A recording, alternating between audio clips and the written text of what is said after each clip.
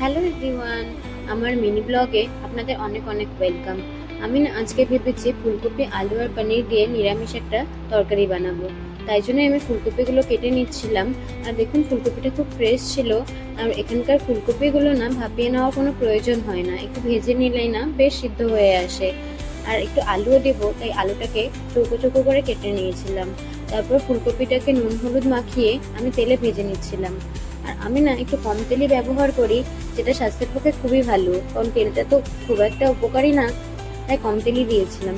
তারপরে ওই কড়াইয়ে আবার অল্প তেল দিয়ে পনিরটাকে ভেজে নিয়েছিলাম, আর পনিরের মধ্যে শুধু সামান্য একটু নুন দিয়েছিলাম। তারপরে ওই একই তেলে জিরে আর তেজপাতা ফোড়নে দিয়েছিলাম। তারপর ওই টুকরো টুকরো করে কেটে রাখা আলু আর ভাজা ফুলকপিটাও সাথে দিয়েছিলাম। আর এই পেস্টের মধ্যে ছিল লঙ্কা আর আদা বাটা, যেহেতু নিরামিষ বানাবো তাই আর কিছু দেইনি। আর সাথে একটু নুন আর হলুদও দিয়েছিলাম। একটু পাতলা পাতলাই ঝোল হবে, অত রিচ হবে না। আর তারপরে আমি সবজিটাকে ভালো করে কষিয়ে নিয়ে ওর উপরে ভাজা জিরে গুঁড়ো দিয়েছিলাম। আর ওটাকে একটু ভালো করে মিশিয়ে নিয়ে তার মধ্যে জল ঢেলে দিয়েছিলাম। তারপরে পনিরটাও দিয়ে বেশ কিছুক্ষণ ঢাকা দিয়ে রেখেছিলাম ওই আলুগুলো সিদ্ধ হবার জন্য।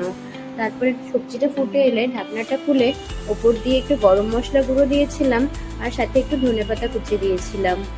এই আমার তরকারিটা হয়ে গেছে, আর খেতেও ভালো হয়েছিল। Bye bye.